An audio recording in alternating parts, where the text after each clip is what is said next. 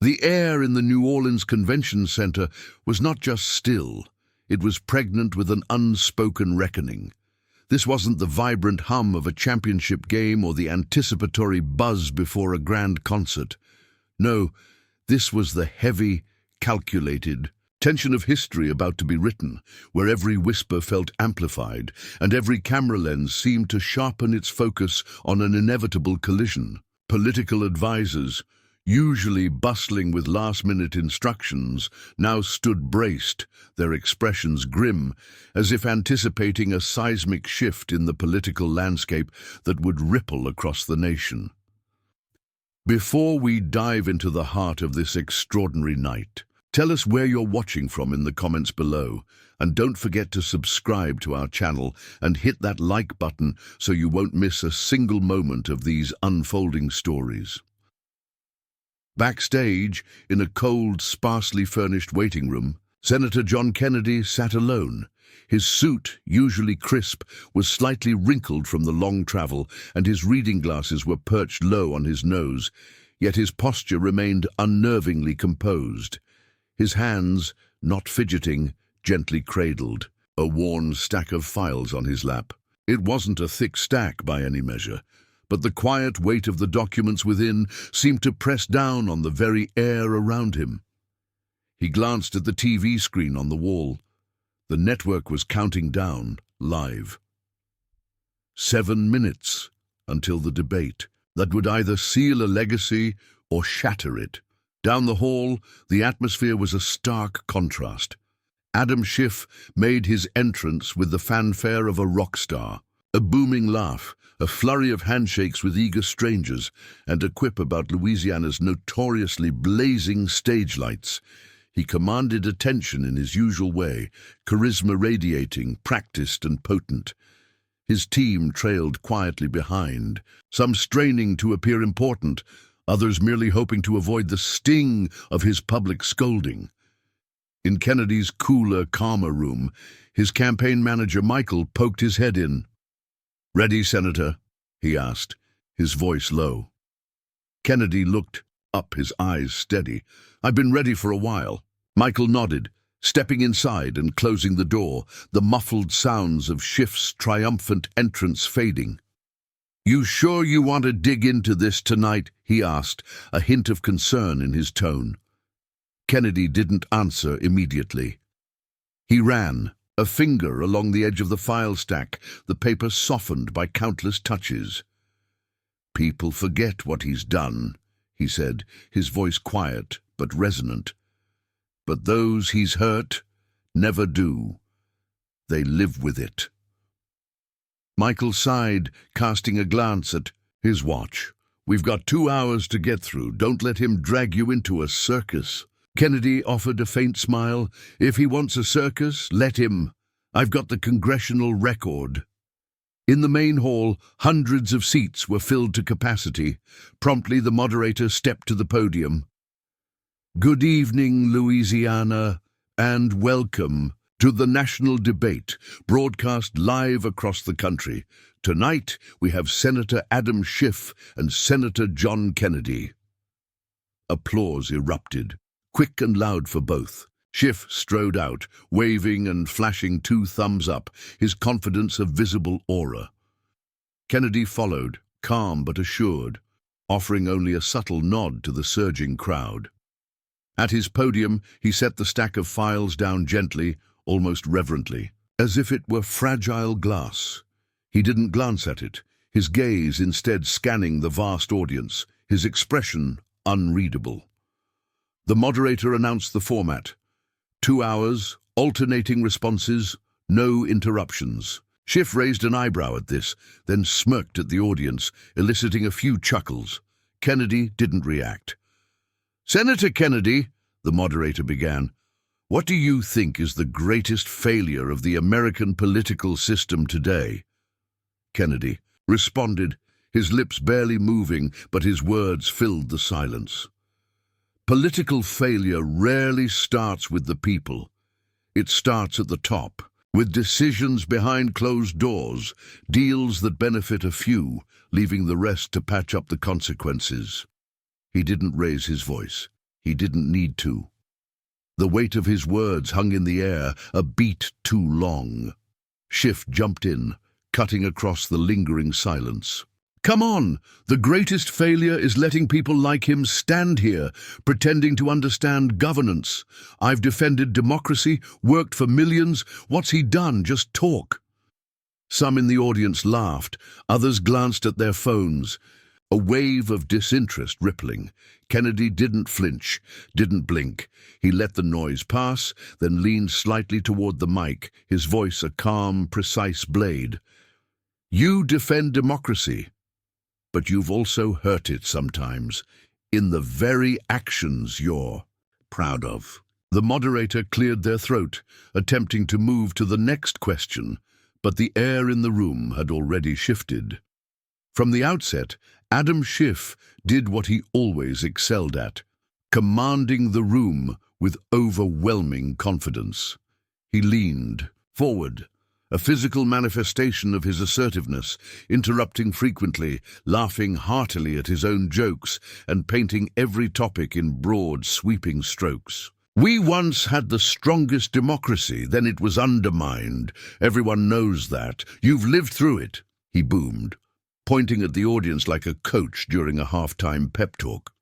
"You don't need a lecture from someone who just reads from desk papers." The crowd initially roared in response, just as Schiff's meticulously planned team had hoped. He was a performer, and this was his stage. But across the stage, John Kennedy stood still, hands clasped lightly on his podium, an unruffled figure of quiet composure. When his turn came, he held his ground, his voice measured, almost conversational. He didn't engage in grandstanding. Instead, he focused on facts. The quiet erosion of stagnant wages, the insidious threat of election instability, and the disproportionate harm felt in neglected rural and minority communities. He laid out the grim realities with a calm that was almost unnerving in its stark contrast to Schiff's bluster. Schiff, however, wouldn't have it. "Look at him," he scoffed, waving a dismissive hand towards Kennedy, "reading from his stack. How cute. You don't run a country with papers, you do it with guts." The audience reacted again, this time less enthusiastically. A few chuckled, others whispered to each other, a subtle undercurrent of uncertainty rippling through the crowd. The mood had shifted, not enough to unsettle Schiff, but just enough for Kennedy's next words to cut sharper, with an unexpected precision. "You can use guts," he calmly replied, his voice even, "but without reason, you'll lead the country off a cliff." A moment of profound silence settled over the hall. Then, unexpectedly, applause erupted, scattered at first, then growing. The moderator, sensing the shift, intervened, steering the discussion back to leadership ethics and accountability. Schiff seized the chance to attack what he called witch hunts, false accusations, and fabricated stories. He rattled off a long list of grievances, as if reading from a roster of personal enemies, the FBI, social media bans, and a few lawsuits. He deemed utterly baseless. Then, almost offhandedly, a casual dismissal that made Kennedy look up, not overtly, but enough for the ever-present cameras to catch. "I've settled a few things because it was easier, not because I was wrong," Schiff said, waving a hand with a flourish. "Sometimes you just cut a check and move on. Big politicians do it all the time. It means nothing." That one sentence, uttered with such casual arrogance, rang like an alarm bell for Kennedy. He lifted his hand from the podium, lightly touching the stack of files he had placed there. He didn't open it. He simply let his fingers rest on the worn cover, a silent acknowledgement of the truths held within. The moderator pressed on. "Senator Kennedy, do you think compromising behavior matters for a public official's ethics?" Kennedy could have given a short, political answer. He didn't. He looked at the moderator, then the audience, and finally, straight into the camera, his gaze piercing. "I think most folks don't have the luxury of settling things quietly," he began, his voice devoid of anger, rich with quiet conviction. "If your landlord raises rent, you don't have a legal team. You take the hit. If your boss cuts hours, there's no press release. You tighten your belt. So when someone like him treats a compromise like a receipt, yes, I think that matters. There was no shouting, no theatrics, just raw honesty, the kind people don't forget. Schiff tried to cut in, a flicker of irritation in his eyes, but the moderator stopped him. "Senator Schiff, you'll have your chance next." The audience noticed the shift in Schiff's demeanor too. From there, Schiff's remarks started to miss the mark. He mocked the idea of systemic inequality, getting mixed reactions. He accused the moderator of bias, some in the audience glaring openly. He called Kennedy just an angry voice chasing fame. And that's when things turned. A middle-aged man in a blue jacket, front row, holding a baseball cap, stood up and walked out. Not rushed, not angry, just done. His seat stayed empty, a silent indictment. Kennedy noticed, but didn't react. He didn't need to, because the focus was gradually shifting to him, not because he was loud or showy, but because he was steady, consistent, forcing the room to think. And he knew the moment was coming. But first, the country needed to hear a name long forgotten. John Kennedy had barely moved since the debate began. While Schiff performed, he conserved his energy, observing, listening, waiting. His stillness was deceptive, a coiled spring of conviction ready to be unleashed. Now, it was his turn. The moderator, perhaps sensing the shift in the room, asked about trust in government and how leadership should respond to restore it. Kennedy adjusted his mic, took a deliberate breath and began, his voice requiring no competition with Schiff's volume. Its power came from a deeper source. "My father ran a grocery store in Baton Rouge," he started, his voice low and steady, carrying a quiet weight. "He didn't have big ambitions, didn't use fancy words, but when he sold you something, you knew it was worth it. That's trust." The room went quiet. Even Schiff's side seemed to pause. "People are hurt by empty promises from Washington," Kennedy continued, his gaze sweeping the audience.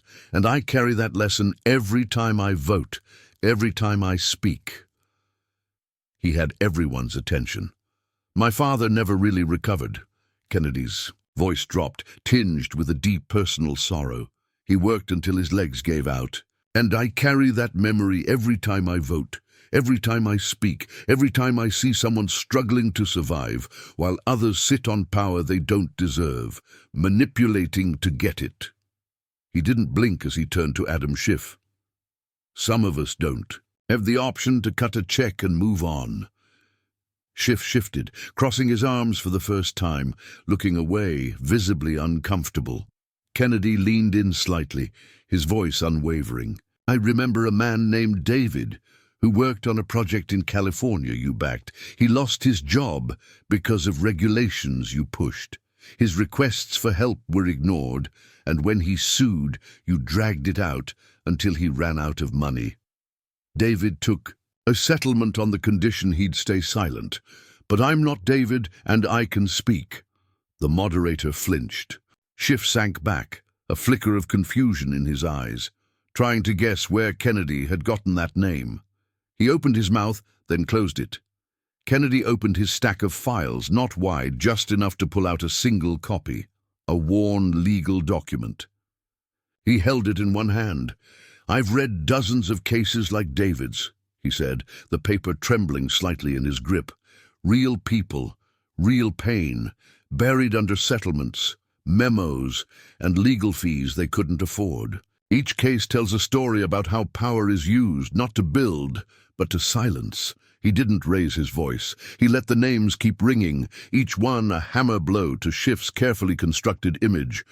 Mary, a New Orleans administrative worker, fired while on sick leave. Thomas, a Baton Rouge contractor hired to renovate a community center, underpaid, settled for half the amount.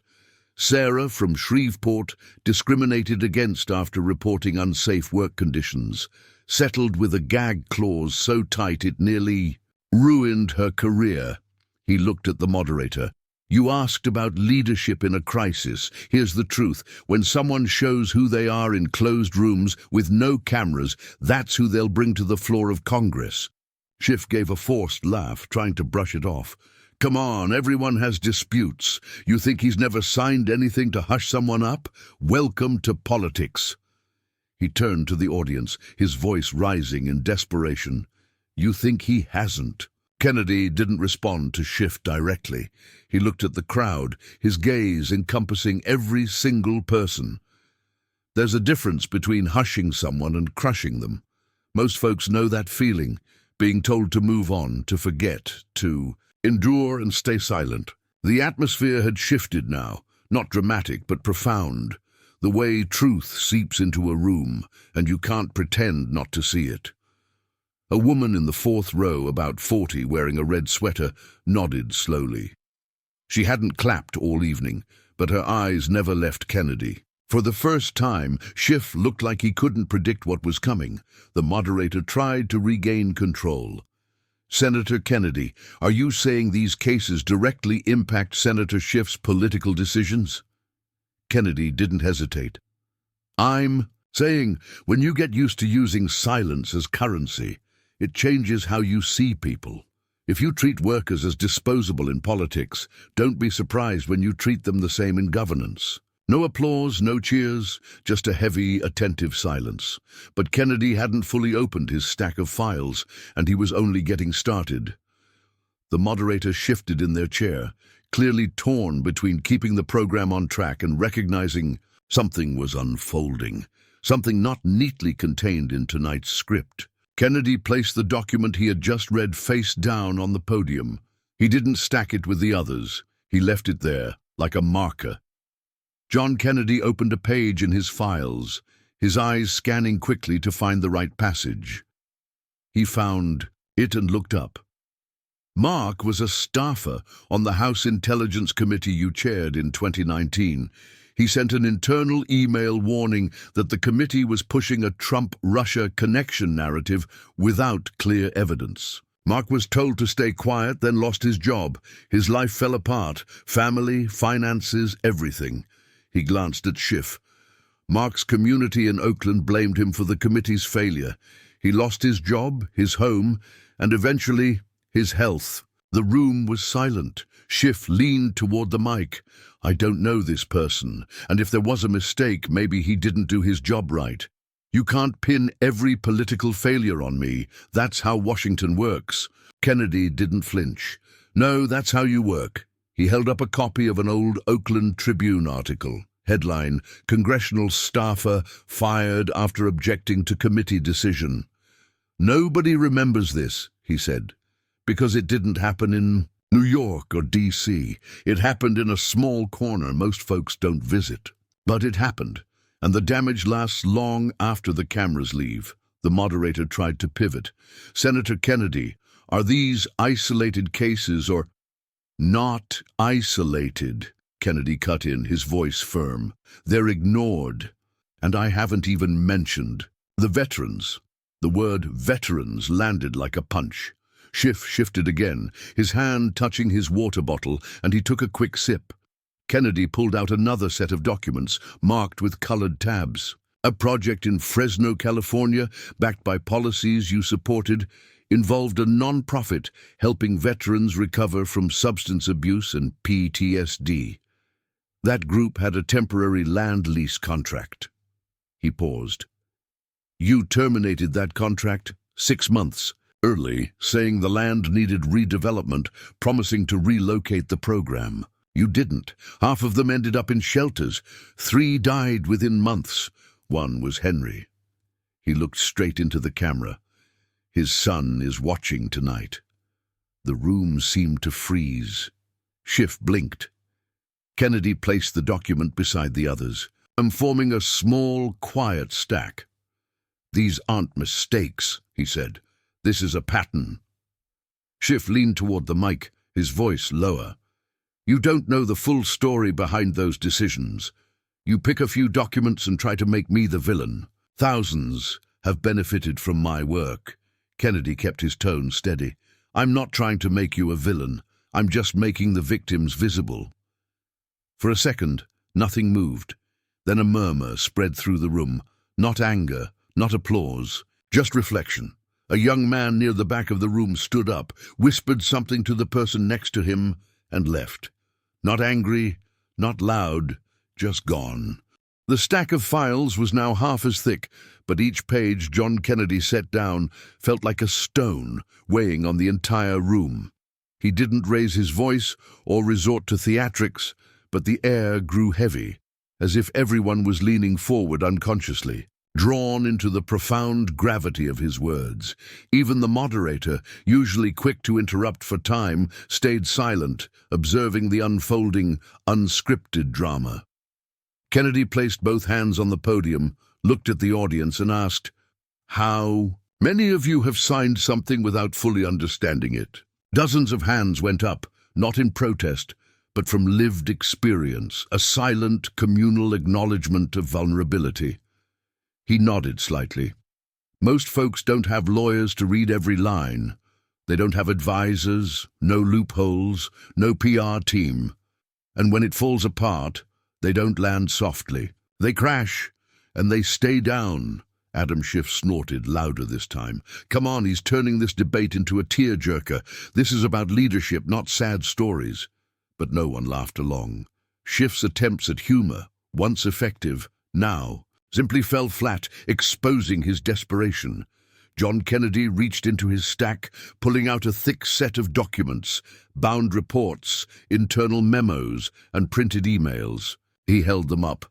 "This is from a project in Shreveport, Louisiana, tied to a policy you backed, a community relocation program, heavily promoted, got over 80 families to sign up, many selling their homes to prepare for the move." He flipped through the pages, then the funding dried up, the partner pulled out, and you were gone. The land still vacant. Those 80 families, many never got their deposits back. Some were too exhausted to sue, others couldn't afford to. One man died, still trying to get his money back. His daughter is here tonight. A collective gasp rippled through the crowd. Schiff stared across the stage, his voice slowing, defensive. "That project wasn't directly under my control. That was a local decision. If someone mismanaged funds, it's not my fault." Kennedy turned slightly, his gaze unwavering. "You campaigned for the project. You spoke about it on TV. You put your name on the billboards. But when it collapsed, you vanished. That's the pattern. You take credit for the promise, abandon the reality." Schiff didn't reply. Kennedy kept pulling from the stack. "This," he said, holding up another document, "is a transcript from a 2019 hearing in Sacramento. Under oath, you were asked if you knew about complaints tied to a policy you pushed. You answered, and I quote, 'That's not my problem, and that's for local agencies.'" He paused, letting the words sink in, exposing the casual disregard for accountability. Leadership isn't blaming others when it's convenient. Leadership is taking responsibility, especially when it's hard. Someone in the second row clapped once, then twice, then stopped, maybe unsure if it was allowed, but it didn't matter. The shift had begun. Schiff tried to regain his footing, to generalize. Every politician, every leader lets someone down sometimes. That's life. That's the cost of making decisions. Kennedy leaned closer to the mic, his voice a quiet, devastating counterpoint. "No. That's the cost of how you make decisions." He pulled the final item from the stack, an email. It was printed in black and white, its corner slightly curled. "This is from Nathan, a former staffer on your team at the Intelligence Committee. He wrote this email warning that the committee was exaggerating Trump-Russia evidence for political gain." Nathan was fired soon after. He set the email down slowly, deliberately. Nathan died, kidney failure, couldn't afford treatment. His wife now works as a hotel receptionist 3 blocks from here. Schiff shifted. His face didn't flush. It paled, the color draining away, leaving him looking hollow. The moderator spoke up, their voice strained. We should take a break. But Kennedy cut in first. No. He turned to the audience, his conviction radiating across the hall. People like Nathan don't get breaks. They work until they're spent. They trust until they're forced to stop. And this man wants you to vote for him, wants you to forget all this. But I don't forget, and I won't let anyone pretend it never happened. The moderator nodded slowly. We'll move to closing statements now. Schiff leaned back, adjusted his suit jacket, tried to force a smile, but it didn't land. On the podium, Kennedy's nearly depleted stack of files lay quietly, its work nearly done. But the pressure was about to erupt, stronger than anyone expected. Schiff placed both hands on the podium, fingers tapping the wood, sometimes fast, sometimes slow, as if trying to find a rhythm to cling to. But he was losing control, and Kennedy hadn't even touched the mic yet. The moderator turned to him. Senator Schiff, would you like to respond? Schiff inhaled, opened his mouth, and began. Look, I've served this country more than most would dare to dream. There are always a few who feel shortchanged. That's the price of success. Sometimes things aren't perfect, but I've defended democracy, made decisions, and left a bigger mark than anyone in this game. His voice cracked slightly on the last word. He reached for his water bottle again, his hand visibly trembling. John Kennedy kept his gaze steady, calm. His stack of files now lay flat on the podium, nothing left to pull out. He didn't need more. The sheer weight of what he'd already said was doing its work. Adam Schiff pressed on, his voice growing more strained. What you've heard tonight is just a curated list of stories. You think I'm the only one who's been sued? You think other politicians don't make tough calls? I've defended democracy, brought opportunities to places nobody else cared about. That's what matters. He paused, a bit too long, grasping for validation. And this attempt to make me the villain, it's just political theater, that's all it is. It's desperation. He's desperate. He's trying to build his name on my back. He turned to the audience, his eyes pleading. You see through it, don't you? But the crowd didn't respond. Some stared, others looked down, a man rubbing his hands, whispering something to the woman next to him. She didn't answer.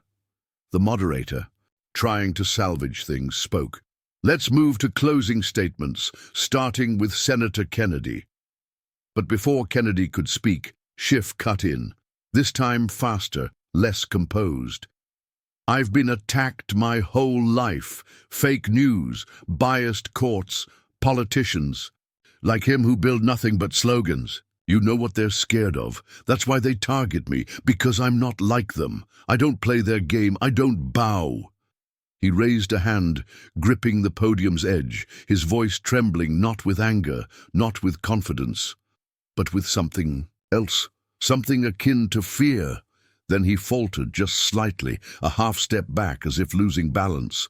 His left hand grabbed for the podium but missed its center, his body tilted off-kilter. The moderator froze. Kennedy's face didn't change, but his eyes flicked to Schiff's aide off-stage.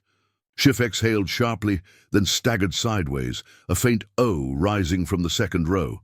The cameras kept rolling. An aide in a blue suit rushed on stage, whispering something urgently. Schiff waved him off, his hands shaking, but the message was clear. He was no longer in control, not of the narrative, not of the room, and not of himself. The moderator's voice dropped. Senator, would you like to step backstage? Schiff blinked, sweat beading his face, which had lost its usual color. He adjusted his suit jacket as if that could fix something, then stepped back too quickly, catching himself on the railing behind the podium. The audience was utterly silent, and the cameras stayed live. Another aide wearing a headset rushed over. They flanked him, gently guiding him toward the curtain. His movements were stiff, his breathing audible. At the edge of the curtain, he turned, not to the audience, not to the moderator, but to Kennedy. Kennedy didn't flinch, didn't move. Schiff held his gaze too long, as if wanting to say something but unable to find the words. Then he disappeared behind the curtain. A wave of murmurs spread through the crowd, but no one knew what to do. The moderator tried to regain the mood. "We'll take a brief pause while Senator Schiff is checked on. Thank you for your patience." The broadcast stayed live. And Kennedy? He reached down, closing his stack of files. No theatrics, just a quiet. Into a long chain of silences. He glanced at the audience, then at the moderator. "I'm ready to finish my statement," he said. But the nation was already reacting, and this moment was far from over. Kennedy stood at his podium as the backstage crew scrambled. No background music, no announcements, just the lingering quiet of something that would be remembered forever. A staffer stepped onto the stage, whispering into the moderator's earpiece.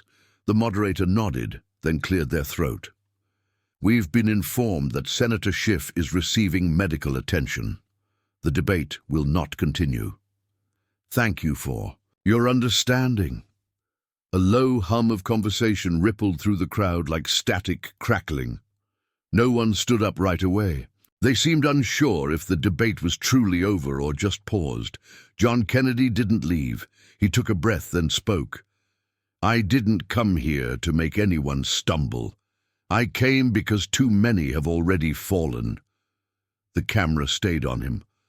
"I didn't spend weeks preparing this file to create a moment like this.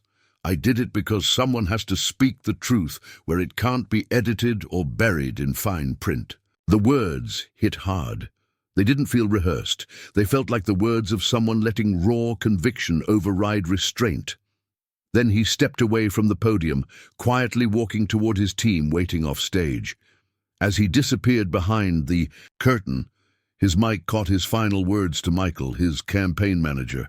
That was the moment. Not the stumble, not the collapse, not the exit from the stage. That was it. By the time Kennedy reached the dressing room, the video had spread to dozens of X accounts and multiple YouTube reaction channels. Some called it the Kennedy moment, others the collapse. But the core was the same. Clips of Kennedy recounting the stories were replayed endlessly, especially the one about the veteran and the daughter who never got her refund. TikTok was flooded with edits, some dramatic, some sarcastic, some quietly respectful. Even those who didn't watch the debate saw screenshots, quotes, and 15-second clips of Schiff being escorted off stage while Kennedy stood motionless behind. Late-night shows quickly pivoted. One host joked, "When someone says the truth will set you free, they don't usually mean off the stage." But the tone on most other channels was less humorous, more stunned. On Fox News, a former senator said, "It wasn't just a political moment, it was a reckoning." MSNBC's late-night panel was split. One commentator called it a calculated character assassination. Another simply said, "He didn't attack, he exposed." CNN focused on Schiff's condition, some suggesting overload, others hinting at heat exhaustion. But even among loyal viewers, the comments were hard to ignore. Posts like, "I used to support him, but I can't defend tonight. Why didn't he answer about the veterans?" Or, "Kennedy didn't yell, didn't mock. He just spoke, and I listened." Even veteran commentators who made a living poking fun at conservative politicians admitted on air that Kennedy didn't come off as angry or preachy, just prepared. By midnight, Kennedy's phone had 92 missed calls. His inbox crashed. Messages poured in from staff, old friends, a pastor in Baton Rouge, and a woman from Fresno who wrote, "Thank you for naming Henry. My brother worked with him." Kennedy sat alone on a bench outside the venue, staring at the concrete floor. Michael handed him a jacket. "They're lining up for interviews. Fox, NBC, even PBS." Kennedy said nothing. "They'll turn it into a circus," Michael warned. "Focus on the collapse, the drama." Kennedy nodded slowly. "Then we keep the focus on the people, the ones no one lets speak." Michael gave a small smile. "I don't think you need to worry about that anymore." Kennedy looked up. "Why?" Michael showed him the screen, a message from a major newspaper editor. "You didn't just show up. You changed the conversation." But Kennedy didn't care about the conversation. He still carried the weight of a promise. The ride back to the hotel in New Orleans was quiet. Kennedy sat in the back of a plain black SUV, the kind rented on a campaign budget, not flashy, just enough to get him from one place to the next. Outside the window, the Louisiana night slid by. Convenience stores, gas stations, a closed pawn shop with a flickering sign. Nothing remarkable, but the silence in the car was heavy. His phone kept buzzing. Michael had turned off notifications an hour ago, but the screen still lit up every few seconds with interview requests, support messages, and a few threats. Kennedy stared straight ahead. "Want to do a debrief now, or wait till morning?" Michael asked from the front seat. "No debrief," John Kennedy replied. "I just want to think." Kennedy woke before dawn. His phone on the nightstand was still buzzing intermittently. He didn't touch it, not yet. He pulled the curtains, stood barefoot on the carpet, and looked out at New Orleans, stretching under the dim morning light. For a few minutes, there was no debate, no headlines, just the world waking up.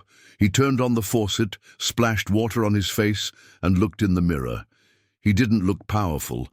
He looked tired, worn, but deep in his eyes, there was clarity. When Michael knocked holding a coffee, the news cycle was already in overdrive. "They're calling it the most consequential political moment of the decade," Michael said, handing him the cup. "And I think they're just getting started." John Kennedy raised an eyebrow. "Who's they?" Michael grinned, opening his tablet. "Take your pick." He pulled up 3 tabs, Fox News, CBS, and the Times-Picayune.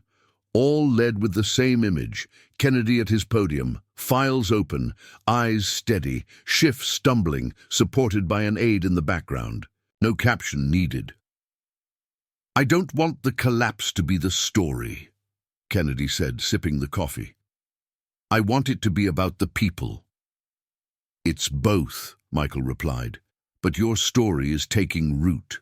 He turned the screen, showing Kennedy an unexpected message from a senior producer at Face the Nation, offering a full segment on Sunday. Below it, a direct message from a woman named Linda. "I'm Henry's son. You said my dad's name." "I didn't think anyone would.